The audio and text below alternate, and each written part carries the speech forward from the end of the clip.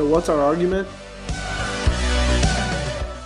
Film is proven to be the most relevant and entertaining form of media due to its continual technological progression. But first, here is a timeline of film's progression.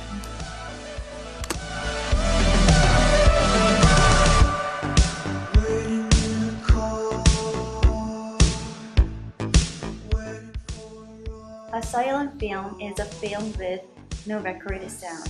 The storyline is transmitted through facial expressions, gestures, and subtitles. The earliest American silent film is Birth of a Nation by Goethe. The most famous silent film is Modern Times by Charlie Chaplin. It shows the desperate physical conditions during the Great Depression.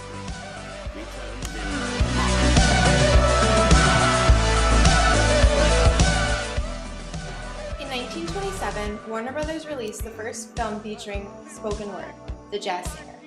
Walt Disney released the first cartoon with sound, Steamboat Willie, in 1928.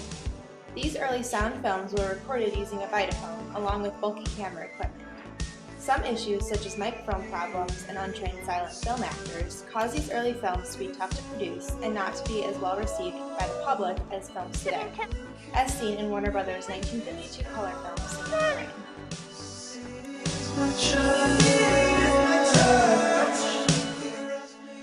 The introduction of color and film created a whole new engagement with the viewer.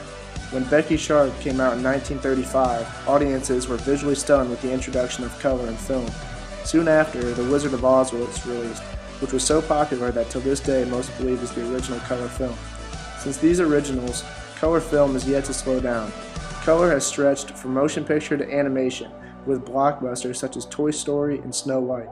Color film changed media upon its release and has boosted film popularity for the near century it has existed.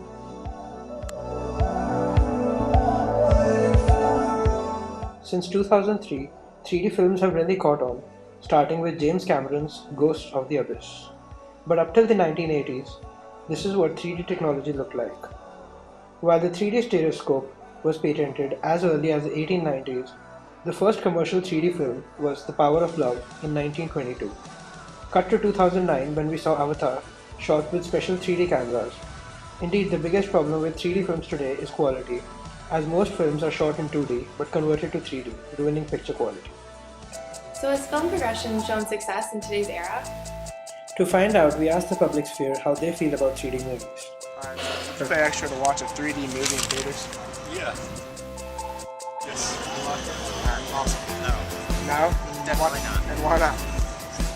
Because it's just not that big a difference. I would see it if it was something that I thought warranted 3D. Yeah. Something like a Harry Potter movie or something like that. Yes. Yes? Alright. I think it would depend on what the film was, but it's a possibility, yeah.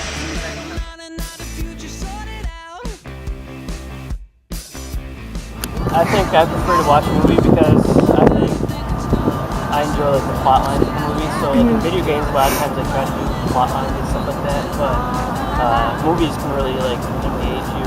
I feel like with radios, like you have to be more active. Like you really have to follow it. Like you have to, it's just your ears that you're using. And for computer games, like I feel like you're constantly like using your fingers or like whatever, and like there's a goal. But I feel like in film, like all you have to do is really like let it captivate you. As you can see, audiences today are still entertained and will continue to be entertained by film, whereas other forms of media, such as newspaper and radio, have made all the progressions that they can and are starting to die off.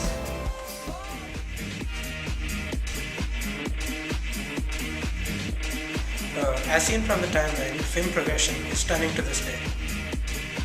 Even with today's newest film technology, 3D, most viewers are still excited to go to the movies.